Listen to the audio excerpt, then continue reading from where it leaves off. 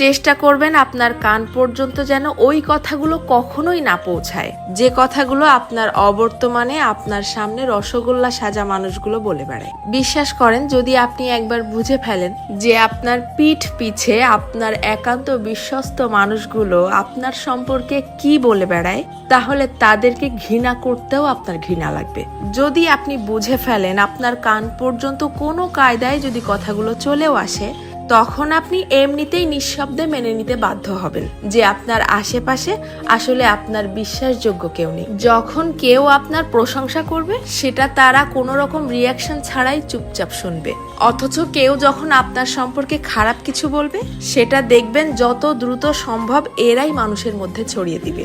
আপনি যতই ভালো হন, যতই তাদের হেল্প করেন, যতই তাদের সাথে ভালো মনে মিশতে চাওয়ার চেষ্টা করেন, কোনো লাভ নেই। কারণ এরা আপনাকে হিংসা করতেই বেশি পছন্দ করে।